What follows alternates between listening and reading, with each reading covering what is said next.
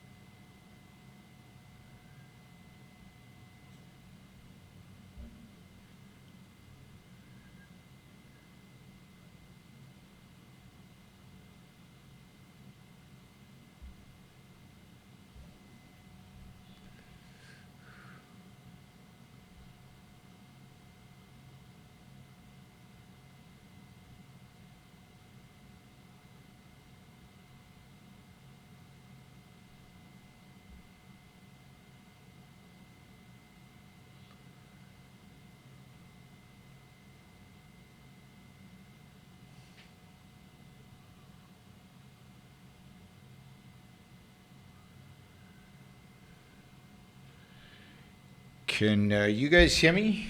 1, 2, 3. Those of you in the chat, can you guys hear me? Hey guys, welcome. Can you on the chat? Can you guys hear me? Yes, you can hear me. All right. Welcome everybody, and welcome to Yaron Brook Show. I'm not sure what happened there. For some reason, I can't be heard by your listeners. Did you have intro music? Did you hear the intro music?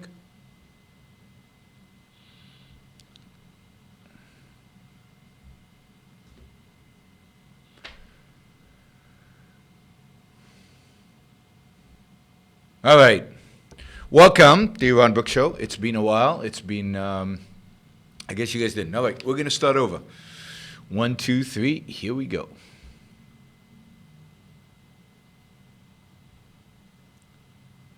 Still don't hear it.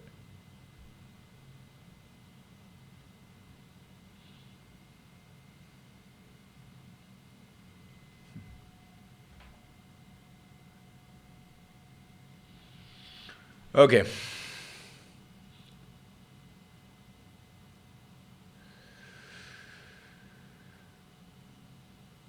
Welcome to Yaron Brook Show. Thanks for joining me on this, Sunday night. I'm a little jet lagged. I just got in, basically flew in this afternoon from Porto Alegre, Brazil, where I was participating in an Ayn Rand conference in Porto Alegre, and it spent over about a week talking about traveling around Latin America. I did talks in Buenos Aires. I think last time I talked to you guys was from Buenos Aires, Argentina, where we had 5 objectivist speakers do a whole seminar, 2-day seminar on objectivism to the local audience there, and I then flew to Santiago, Chile. My first time ever in Chile. Chile was an amazing place. It's really, really fascinating because, of course, it is the most prosperous place in Latin America. It never used to be. It used to be the poorest place in Latin America. Today, it is, on a per capita GDP basis, the richest country in Latin America. And, it was fascinating to see a wealthy, or relatively wealthy, relatively free Latin American country. It's my first experience of that. I mean, Argentina, to a large extent, is a really depressing place, because Argentina, you can see the wealth that was, you can see the freedom that was, and everything's in the past, and the present looks bleak. Argentinians are very pessimistic about the future. They're very pessimistic about their country.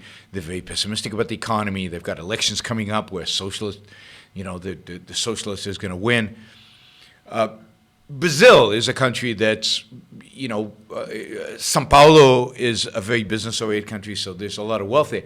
But it's a country of radical, wealth inequality generated not by free markets, but generated by the fact that some people are in bed with the government and other people are not. And, so you see massive amounts of poverty in Brazil. I didn't spend a lot of time in Chile, but Chile just seemed like a wealthier country. It seemed like a much more Western country in a sense of standard of living and quality of life. And I really liked it. Now I managed to, you can see my thumb. My thumb is all wrapped up. I managed to cut myself a deep cut in my thumb. And I landed up, running. I was in a hotel, and I landed up running to the hospital and going to the emergency room, and they had put stitches on it, so I got 3 stitches in my thumb, and the whole thing's pretty embarrassing. But anyway, I was really impressed by the hospital in Santiago, Chile, which dealt with the whole thing quickly, efficiently, effectively. It was in and out fairly quickly as compared to emergency rooms elsewhere. And doctors were nice, the nurses were nice. I paid $250 for the whole thing. I then went up 2 days later to have them look at it again and re-bandage it and stuff. And it was all covered by the original $250. So it was relatively cheap, effective. I was really impressed. I was impressed by the quality of Chilean healthcare, at least in this private hospital. So. I'm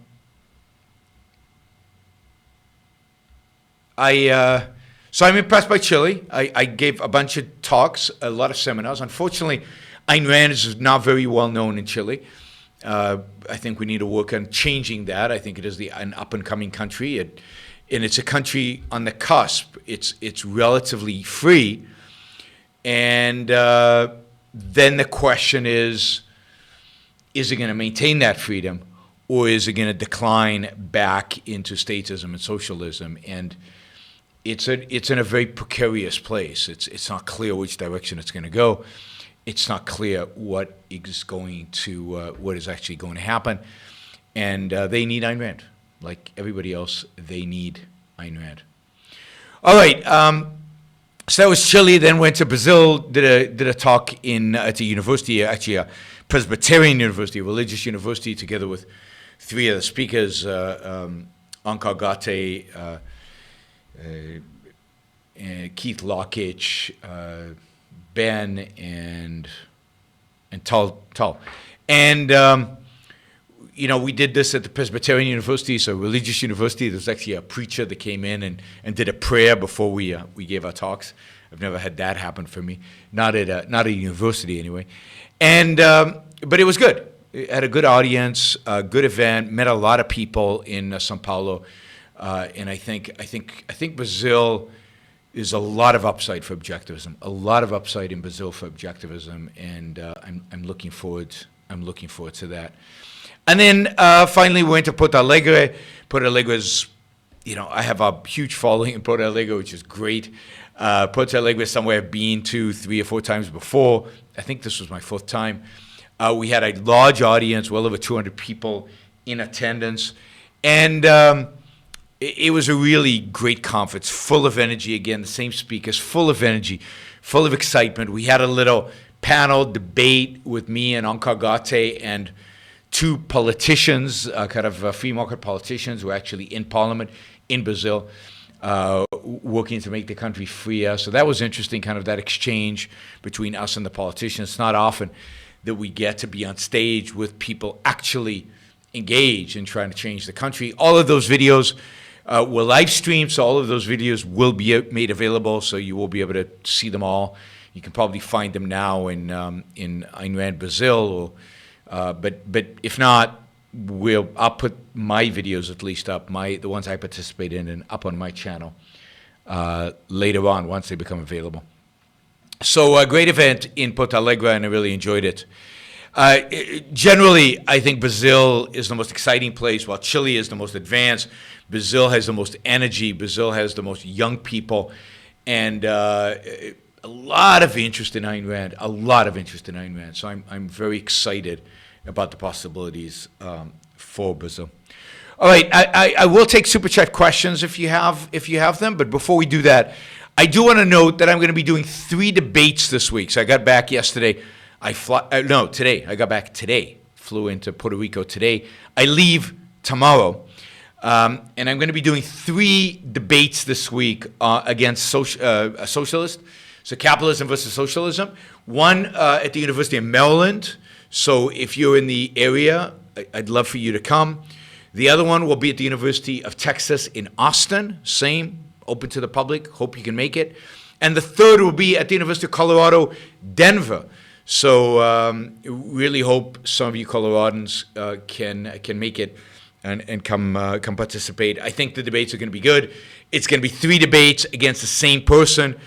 It's going to be 3 debates one day after the other. And I'm excited, and it should be a lot of fun. It should be really interesting. So I hope some of you, many of you, can make it and participate, support, and come and see what a university is like when capitalism versus socialism is debated. I mean, if you don't come, then my guess is that his side, the socialist side, will dominate the audience. So it should be interesting. So please join me at these debates. It could be a lot of fun. Roberto says that all the videos you can find at AynRandConBrazil.com. So AynRandConBrazil, all one word.com.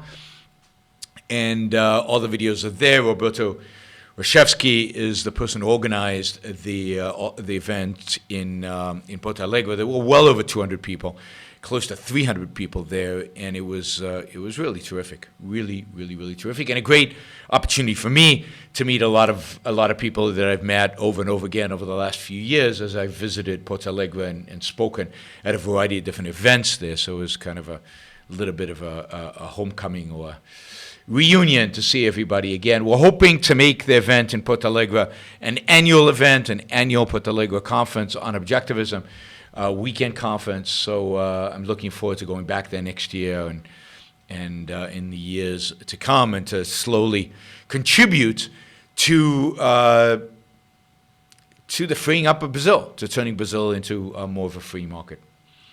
Okay, as I said, feel free to ask Super Chat questions. I've got a few topics I want to cover, but we can certainly do some Super Chat. I haven't done a lot of prep for today's shows, given I was flying all night. Capitalist Nick asked, what's the difference between Warren and Sanders on policy? I mean, not a lot. It's more the way they position themselves. So Bernie Sanders has really positioned himself as a democratic socialist. He wants to bring to the United States the kind of social policies and the economic policies of Scandinavia, although not really. He wants to have the American regulatory regime, which is worse than Scandinavia, and the Scandinavian welfare state, which is worse than American. So he wants the worst of both worlds.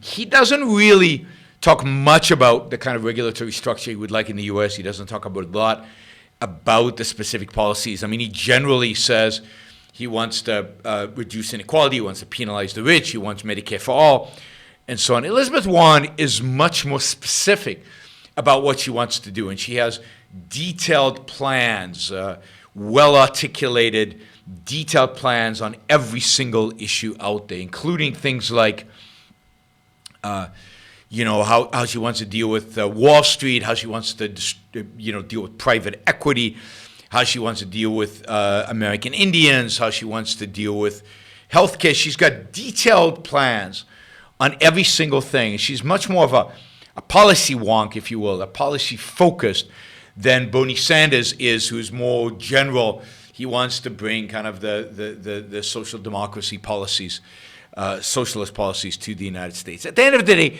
there's probably not much difference, and Elizabeth Warren has endorsed Bernie Sanders' Medicare for All plan, and I think they support much of each other's policies. It's just more of an issue of style. Bernie talks in broad generalities. He talks of questions of justice and ethics and what is right and what is good. And Warren talks much more in terms of details, policy specific.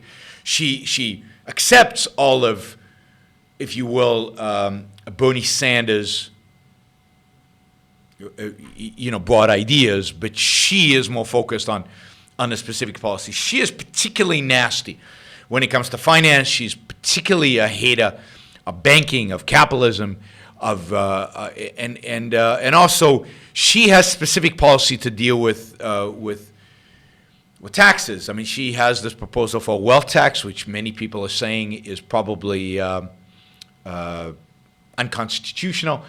But she is pushing a wealth tax and a tax on the very wealth, an additional tax. Bernie is less specific about his tax plans and how he intends to reduce the inequality in this country, although I suspect that his plans are very similar to Warren. So again, I think style more than differences in substance, although Warren is clearly more serious, smarter, more diligent. They're both equally nasty, equally evil. They're both equally haters of success, of the wealthy, of business, of American prosperity. Bernie probably is worse in the sense that he's on record as supporting regimes like the regime of Chavez in Venezuela. Elizabeth Warren has come to politics relatively late, so she hasn't had a chance to express herself quite in as much evil as Bernie has. All right. Let me see something. Okay. All right. Let's see. Any thoughts on your debate opponent, Bhaskar Sunkara, in his book, The Socialist Manifesto? Is he a Bernie supporter? I mean, I'm assuming he's a Bernie supporter, but look, I don't want to talk about him before I debate him. I'm going to be debating him over the week. I'll tell you more after the debates, but I don't want to say anything about him before the debates. It doesn't seem fair. It doesn't seem right. So there'll be plenty of time to comment on him during the debate, on his policies during the debate. He's more of a socialist than Bernie is. At least more of a socialist than Bernie presents himself as. So Bernie presents himself as a social democrat. Bhaskar is a real socialist. He wants all the means of production owned by the workers, and that means basically owned by the state. And Bernie is not in a position to say that. So Bhaskar is much more of a real socialist and somebody who has articulated in his Socialist Manifesto, has articulated a vision for what he believes socialism looks like in the 21st century, and why his socialism won't land up being like the Soviet Union or Mao's China, why his will work and why others have failed. Much of the book is about why others have failed. So he is much more, again, principled socialist than Bernie Sanders is. Okay, Alex Lovering, thoughts about a possible future that allows human beings to be reproduced in a laboratory versus organic birth. Progress or Brave New World dystopia? Well, it depends. It could go either way, right? All technology can be used for evil. It can be used for good. I generally am optimistic about technology and our ability to develop it and then to use it appropriately. So I'm hopeful that babies reproduced in a laboratory will be used for the good.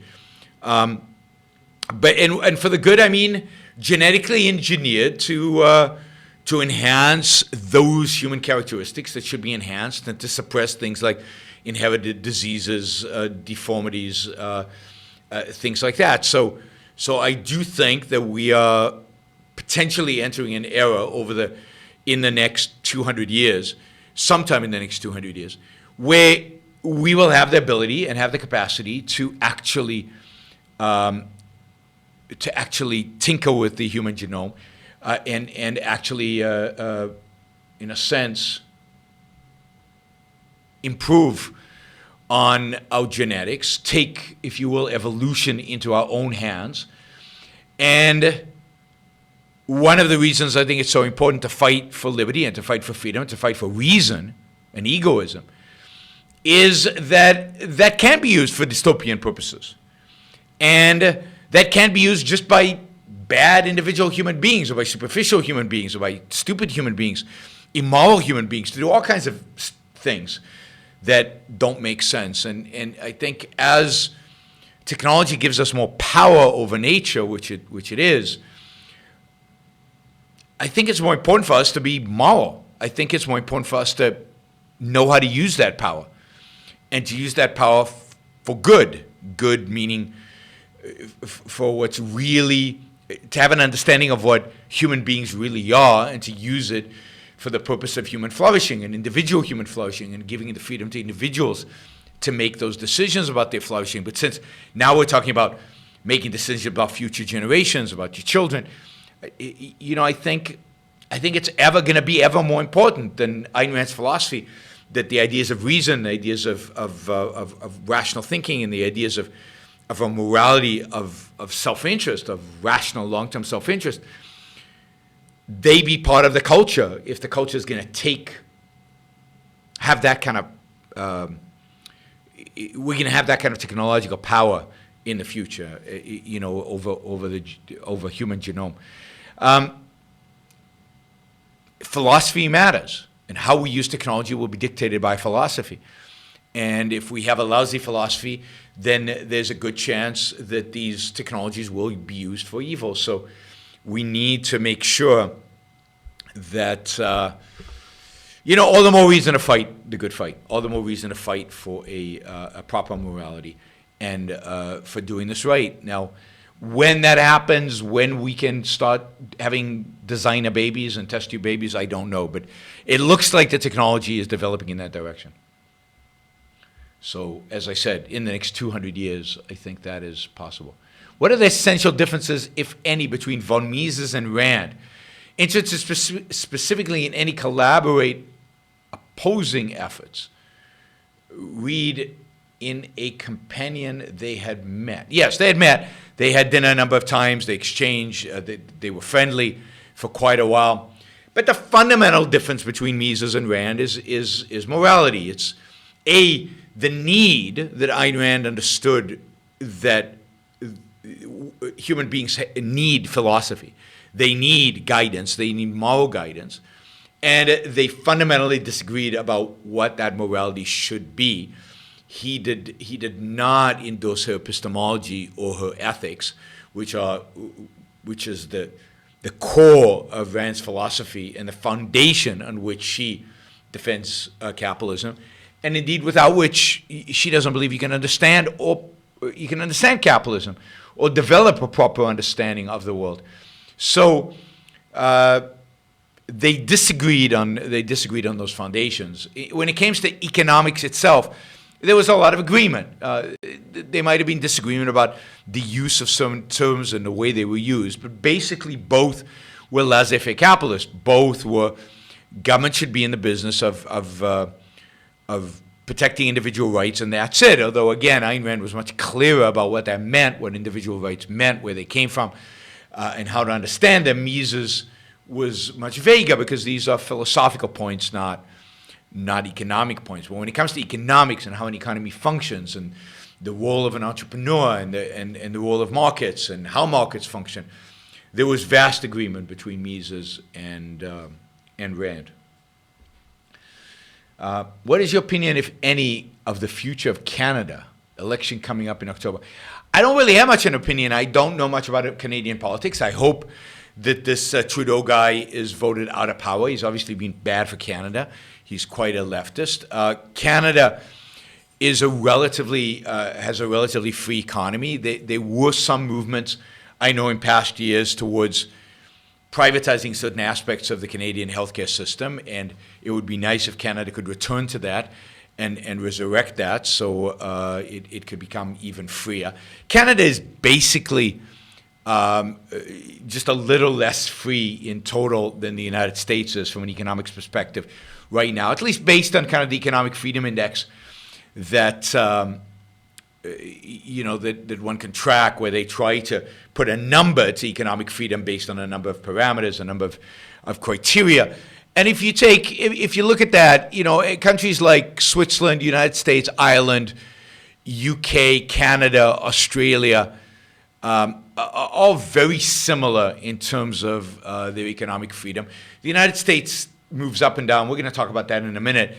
But Canada is basically a free country that needs to be freer, just like all of our other countries. And it needs to get rid of this kind of leftist government that it has in order to do that. And the nice thing, I think, again, correct me if I'm wrong, in Canada, it's unlikely that Canada would go kind of the populist route, the Donald Trump kind of route, and it's more likely to get a kind of more mainstream conservative government, which in Canada is less religious and therefore less offensive, and therefore probably better in terms of initiating a movement towards more free markets, at least again relative to the United States.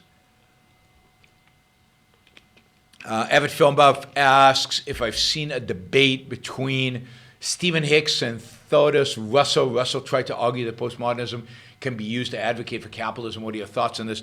I mean, I haven't seen the debate. I think it's absurd to assume that postmodernism can be used to advocate for capitalism, but that is the argument many libertarians make, and they make their argument from capitalism from the perspective of epistemological and moral subjectivism. That is, we can't know the truth. Your truth is not my truth, and therefore we must all be true. We must all be free to discover our own truth, because there is no one universal truth. But when there's no universal truth, then what ultimately human society always devolves into is collectivism. It always devolves into authoritarianism. It always devolves into some kind of somebody telling us what the truth is. But the libertarians, because they are both, many of them are epistemological, and epistemological means in terms of our ability to know reality. They don't believe you can know the truth and you can really know reality. Many libertarians are skeptics, and they're morally subjective. So anything goes in morality, and of course, that morality leads primarily to anarchism, and anarchism leads, I believe, to warfare and bloodshed and destruction and mayhem and horrific conditions of life. And that is a consequence of that same subjectivism. So postmodernism is just a reflection of those two ideas. Among other things, postmodernism is more complex than that, but it's basically subjectivism and epistemology and subjectivism and morality. And I think both of those views are wrong, and they lead to wrong and bad outcomes. With libertarians, it often leads to anarchy, and with everybody else, it leads to authoritarianism. And of course, anarchy, in my view, is just a path to authoritarianism. Anarchy will always lead to authoritarianism. What is the exact difference between a parliamentary system and the American system of government, if any? I mean, there's vast differences. A parliamentary system is a system in which you elect parties to a parliament.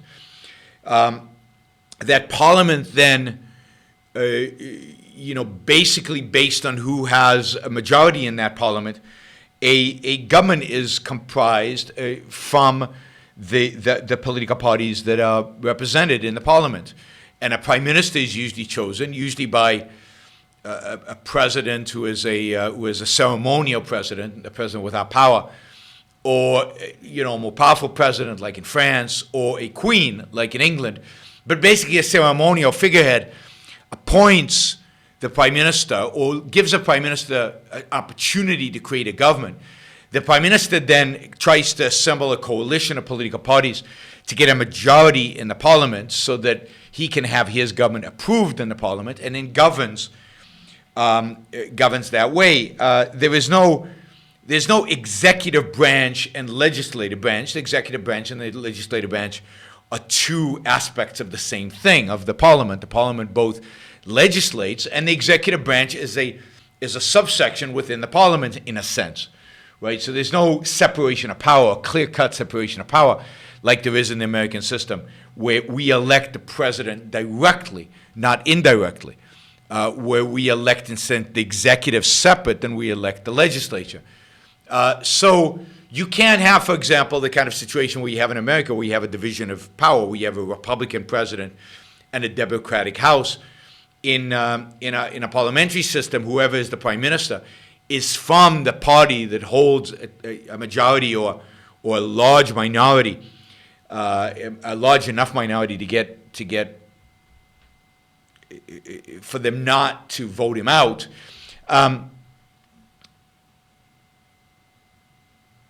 So you don't have that division. You don't have that same level of conflict.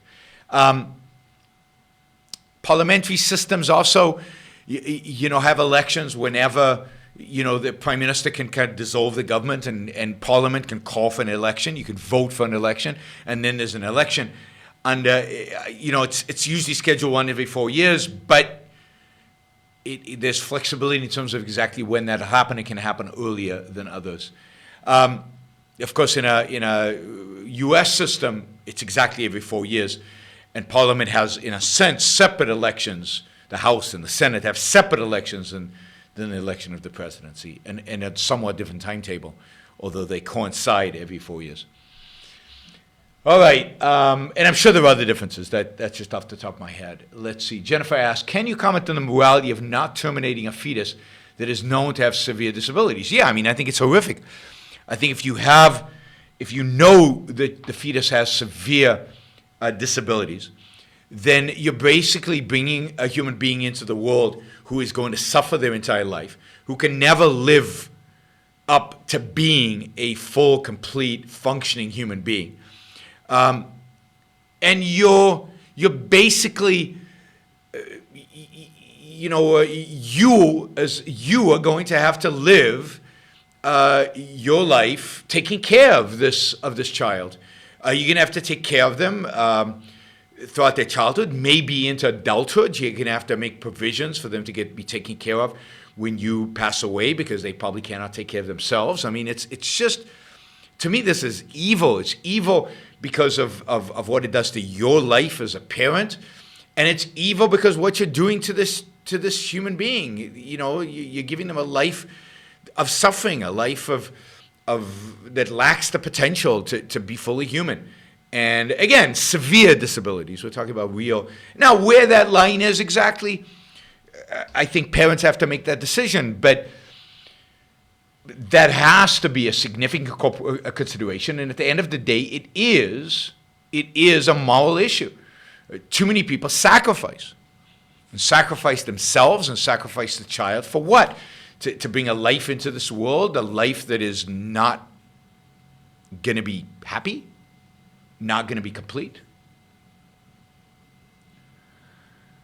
Boz asks, what's your opinion about the Israeli election? I don't know. I don't really have much of an opinion about the Israeli election. I can't stand any of the lead candidates. Netanyahu is just a power-lusting, compromising nothing. He's done nothing. He's not very good on security and foreign policy. He's not very good on the economy. He's not very good at anything.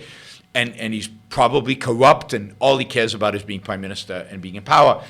And the free market voices within the Likud party are muted, and they have not had anything, anything substantive and substantial to do or to say or to make of. There was a political party that I liked because of particularly one member of that political party, Libby Molad, who was a good friend of mine, an objectivist, and I think is very smart and very able, and very passionate about the cause of freedom. But that political party seems to have imploded and doesn't exist. Zehut, and that political party doesn't seem to exist anymore. I know Libby has joined the New Right, which is Bennett's party. I'm suspicious of Bennett, and I'm suspicious of Ayelet Shaked, his number two. I don't know where Libby is on the list and whether she'll make it into Parliament. I hope she does. But, I'm very suspicious of this New Right party because I think they have nationalist kind of statist agenda. I don't think they're truly free markets, so I worry about selling one's soul. But they're trying to get into Parliament. They're trying to have influence and all the power to them to the extent that they can. So I'm hopeful that Libby can get into Parliament and can have an impact on the Israeli once the Israeli election happens. And it's also going to depend who wins. I mean, is it going to be Netanyahu who wins? It looks like it's very close, but always when it's very close, Netanyahu somehow manages to win it in the end by a bigger margin than anybody expected. He is brilliant at maintaining power, but that's about it. It's not a virtue. That's what his capacities amount to, nothing more than that.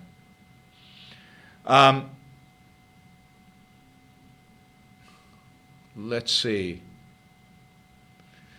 Are you happy with the Ben Shapiro Sunday Special interview? I thought it was close to the best possible discussion you two could have had. Yeah, I mean, I was very happy with it. If those of you haven't seen, there is you can find it on Ben Shapiro's channel or on the daily what is it, the daily something, Ben Shapiro's publications channel. There are a couple of them out there. I'm very happy with that. I thought it was good. I thought it was very philosophical. I thought it was deep. We covered a lot, maybe too much, because there's a lot to say about each one of those issues, and it kind of moved around quite a bit. There's a lot. We talked about history and the causes of history. We talked about the Enlightenment. We talked about morality. We talked about where morality comes from. We talked about what egoism actually means. We talked a little bit about politics, but not much, which is great. So yeah, I was very happy. I wish we had 3 hours, because I think we could have talked for 3 hours. I think the conversation would have been even better if it was 3 hours. I think we could have, and it would be great if Joe Rogan invited me someday and asked good questions and we could hang out for 3 hours, because I think that's what I need. I need like a 3-hour show to really get into these topics and really chew on them and really talk about them and really help educate the American public about them. But I think for what it was great. And I think hopefully Ben has gained a little bit of respect for objectivism. I don't expect much from that, but more importantly, hopefully his viewers, some of the people who watch Ben Shapiro, have gained some respect for objectivism. I know that there was a spike in subscribers to my YouTube channel, not massive. I'd say I was even disappointed by that it wasn't bigger. So about 80 to 100 people probably subscribed because of the Ben Shapiro show. I would have liked it to be 1,000, but it is what it is. And got a spike of a few hundred people on Twitter, and Facebook didn't move much. Facebook doesn't usually move much, but so I was very happy with it in that sense. The only thing is I wish I'd gotten a bigger response on YouTube, but I still think that his audience is too conservative, too religious, and they have a hard time with somebody like me. But look, over 100,000 views on all the different places where you can find it. Probably over, if you count Facebook, then well over 200,000 views.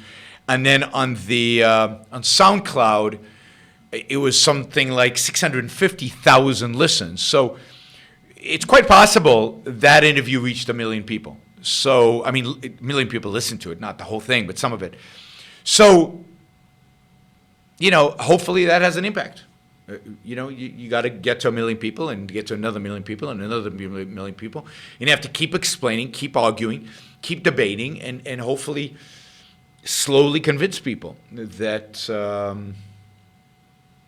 that there's something here that is valuable to their own life, that there's something here that they could really benefit, that's both valuable to their own life and valuable to our world, to changing this country. All right, let's see. I was going to do a couple of items from the news. I was just going to say something about Saudi Arabia and then maybe jump to what I really want to talk about, which is the Economic Freedom Index that was just published, which is interesting. And those of you who want to ask questions, or those of you who want to give, get my perspective on any issues, you've got the Super Chat on YouTube to do that. So let's just talk about Saudi Arabia. I don't know if you've been following the news this weekend, but it looks like there was a drone attack on Saudi Arabia's largest refinery and in its largest oil field. basically has cut oil production out of Saudi Arabia by 50%, which means crude prices have jumped about 12% after the strike.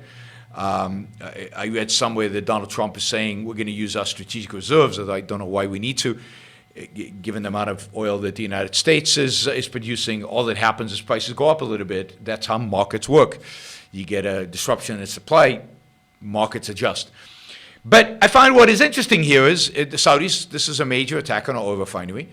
This is part of an ongoing battle, war, I'd say, Cold War, hot war, a combination of cold and hot war, between the Iranians and between Iran and Saudi Arabia, in which is being fought quietly, maybe, or seemingly quietly in Iraq, where Iran basically controls the country, but where Saudi Arabia supports the Sunni minority in trying to wrestle as much control over that country as possible. That war is going on in Syria, where the Assad regime is basically an ally of the Iranians, and where the Saudis try to fund, arm, support the insurgents and have failed dramatically to do so.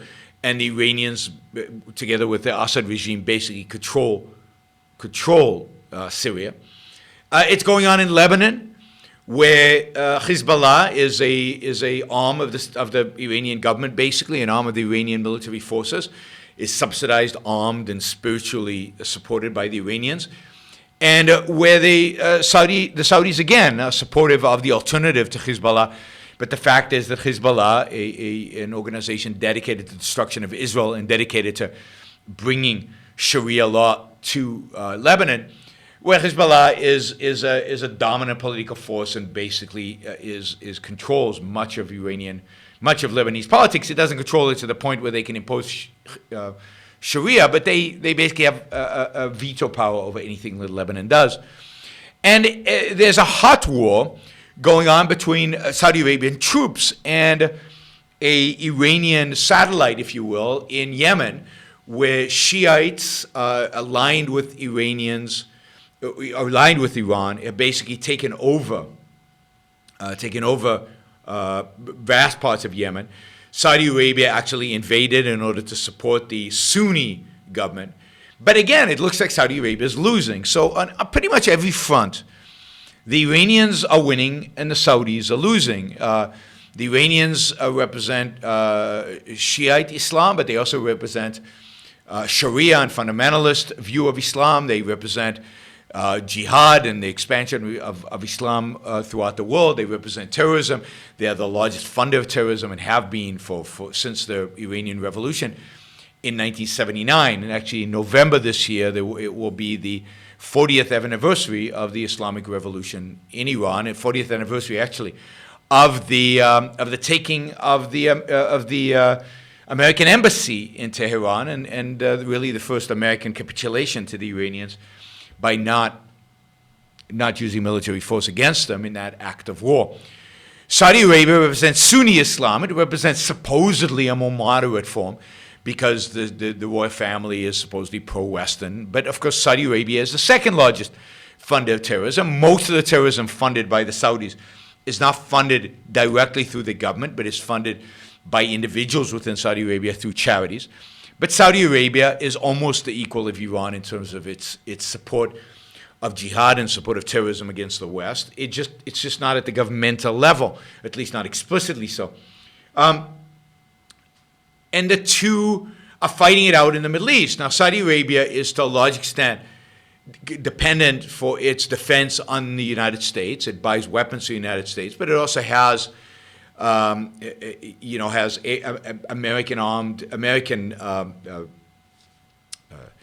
AWACS planes, intelligence, American intelligence, American surveillance. It is the United States that basically defends the Saudis. The Saudis have never fought a real war other than the one in Yemen right now, where they seem to be losing.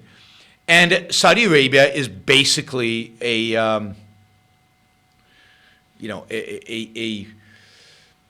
have a lot of oil. They're very, very rich, but they have nothing beyond that. The military is unproven. It's not very good. It's not very successful. It's very well armed, but they have shown no capacity to use those arms. And somebody says Israel won all its wars with U.S. weapons. That's just unbelievably untrue. Israel won its war of independence with not a single American weapon. It was Czech rifles. It was all kinds of mishmash weapons they smuggled in, a lot of British weapons, but no American weapons. And Israel won the 1956 war with no American weapons. It won the 1956 war. It took over Sinai Desert in 1956 using French planes and British tanks.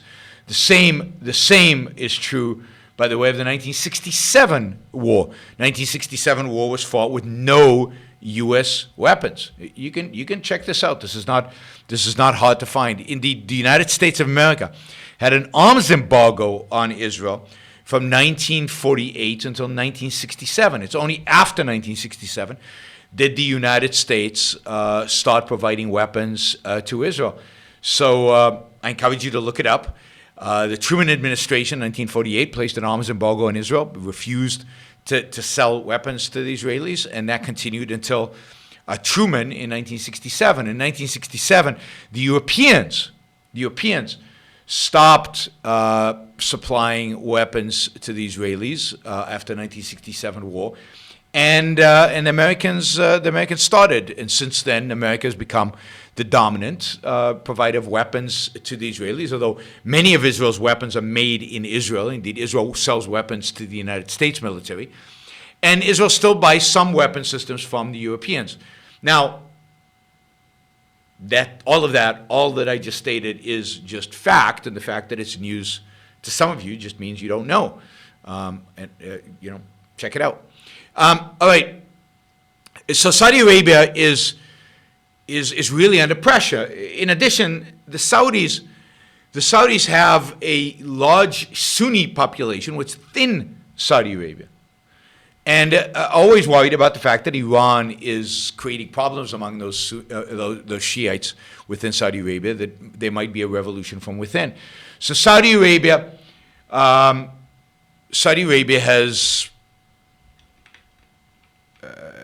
is in a real bind. And the Iranians are on the ascent, and they are emboldened, and they don't fear Trump. They don't fear the United States. Now that John Bolton is out, I suddenly think that the Iranians don't fear Trump. The fact is that Trump fired Bolton because Bolton refused or argued with Trump about lifting the sanctions. Trump, supposedly, based on the reports I saw, wanted to lift sanctions on the Iranians and open up negotiations. And Bolton was very much against that, So he was fired. I think Trump is probably going to reduce some of the. We'll see with this attack on the Saudis. The Saudis are going to now put more pressure on Trump to become tougher on the Iran. So you've got a very, very, very difficult situation in the Middle East where Iran is becoming more and more powerful. Iran, as I said, dominates Iraq, dominates Syria, dominates Lebanon, dominates Yemen. It basically has the Saudis surrounded. And the United States, which is basically is the ally of the Saudi Arabia, shouldn't be, but is the ally of Saudi Arabia, has to figure out what it's going to do and to what extent is it willing to support the Saudis. It really is. I mean, who knows what Donald Trump's going to do? Who knows what his administration is going to do? Pompeo today accused the Iranians of bombing the refinery. It could be the Iranians. It could be their allies in Iraq. It could be their allies in Yemen. It's hard to tell who it is, but it's clearly Iran motivated. But what is the United States going to do? Should it do anything? Can it do anything? I don't believe it should do anything. I think it should withdraw from Saudi Arabia, withdraw its support for Saudi Arabia, let the Iranians and Saudis kill each other. I don't think Americans should get involved in that war. But if anything, the United States should take both regimes out.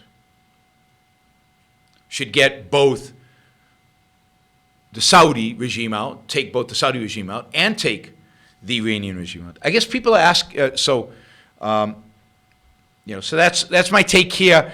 Again, I'm not going to give advice to this U.S. government because I think you have to have a comprehensive, thorough Middle East policy in order to do something. I don't believe in just acting on a case-by-case basis. That's how you get into trouble. And I don't think Trump has a Middle East policy. And I think the policy of us supporting the Saudis is wrong. But I think our policy of appeasing the Iranians has been wrong for 40 years. I thought the Islamic regime in Iran should have been taken out 40 years ago, 39, right? So I think what's going on in the Middle East is a travesty. It's going to hurt the United States in the long run. It's going to damage us. Ultimately, there will be another 9/11. There will be more terrorism, and it'll all go back to either Iran or Saudi Arabia, as it always has. All Trump is doing is negotiating with the Taliban. That's what he considers doing stuff, right? Negotiating with the Taliban, wanting to negotiate with Iran, befriending the murderous dictator of North Korea. That is not strategy. That is pragmatism par excellence, and pragmatism only leads to more and more and more bloodshed. Somebody's asking, like, where do I get my intelligence from? How do I know? How do I know this stuff? I know history. I've read a lot. I lived in Israel. I studied Israeli history when I was in school there. But I read a lot. The fact that the U.S. did not provide weapons from 1948 to 1967 is easily accessible. I mean, I'm just going to type now. Arms, Israel, USA, embargo. Okay, I'm just putting it that. And it's just the first thing that pops up is the 1948 American embargo on arms to Palestine, which included Israel. If you look at Wikipedia, there is an Israel-United States military relations. I haven't read it, but my guess is it's pretty good, and it has the information I gave you. What I told you is true. What I told you is true. Based on my knowledge, and my knowledge is pretty comprehensive when it comes to the Middle East. I know people are always skeptical about this, but I know this stuff, and I know about Saudi Arabia, and I know. By the way, I was in Israeli military intelligence. I know a little bit about the region. I spied on some of these countries that we're talking about. Now, that's a long time ago. Things have changed, but I know something about the geopolitics. I've, again, read a lot, studied a lot, thought a lot. And I know the region. I know the cultures. I know what this is. So, All right, is Israel being a more technologically and culturally civilized state a sufficient reason to support it? Well, yes. I mean, I think the fact that it is, as compared to its neighbors, that it's not just that it's technologically and culturally civilized. It's the fact that it's basically a free country. It's the same as a European country. It's a country that respects free speech. It's a country that respects, for the most part, property rights, contract law. It's a country ruled by the rule of law. Now, again, it's not perfect. Neither is America. Neither is any European country. It is a Western free country, and that's why it should be supported. Not because it's technological. The technology is a consequence of the freedom. You can't be technologically advanced unless you are free, at least to some extent. You cannot be culturally civilized unless you are also free. So it's the freedom that is the essential. Okay. Hey, Yaron, I'm a new fan of yours, but don't think objectivism necessarily requires atheism. I believe in God, can think he can be reasoned to. Thanks. No, I mean, he can't. Believing in God requires faith. And the logical arguments for God have all been refuted. And none of them make any sense. And a God that supersedes your reason, a God that supersedes your judgment, a God that is the source of all truth is incompatible with objectivism. I mean, maybe a God, an Aristotelian God that kind of sets stuff in motion and goes away. I think that's also untrue, but it's you don't see the contradiction explicitly. But a God that actually is judging for you, and your judgment is based on him. It supersedes your reason. A God who dictates morality. A God whose truth is revealed. Is not a God of reason. That is not consistent with reason, and therefore is incompatible with objectivism. So objectivism is a system based on reason, and that's what you have to really focus on.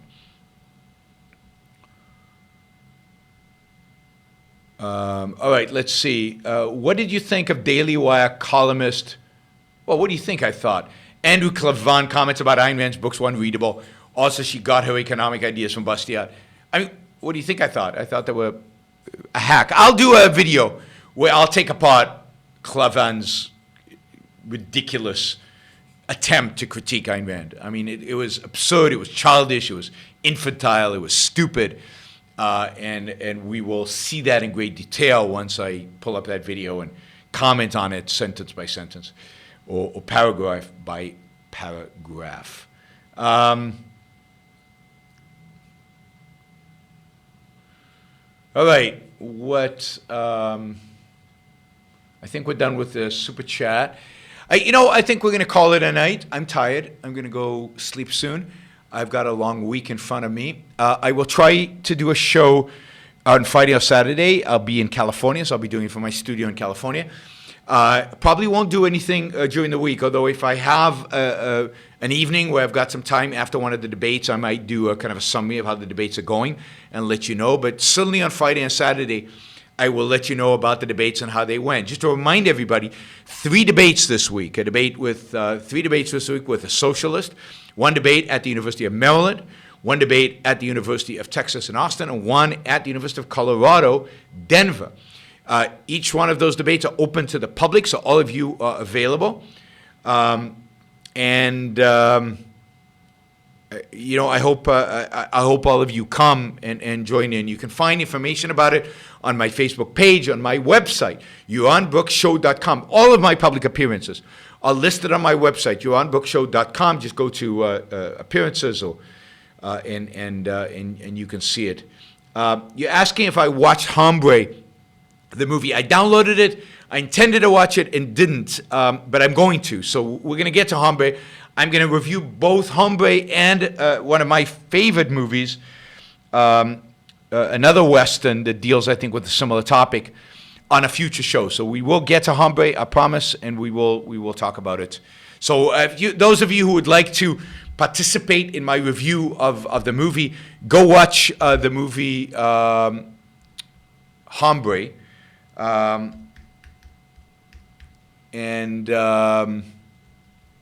that way you'll know what I'm talking about when I review the movie.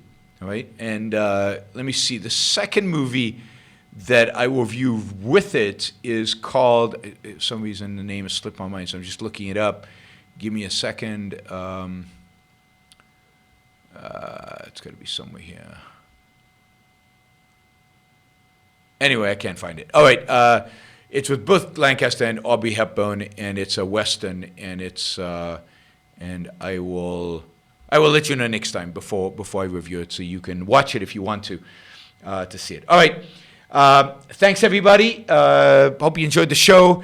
I know these last few shows have been pretty quick and focused primarily on super chat questions, but I'm not doing a lot of shows and not a lot of time to prep and really get into a topic. Once I get back to a reasonable schedule, which will really be in October, I'll do a lot more shows, a lot more content, a lot longer shows, and a lot more organized content and some evergreen content. But hopefully you're enjoying these. Of course, don't forget, if you like these shows, if you enjoy them and you value them, you can reciprocate by supporting the shows. yaronbrookshow.com/support, yaronbrookshow.com/support, or on subscribestar.com/yaronbrookshow. subscribestar.com/yaronbrookshow.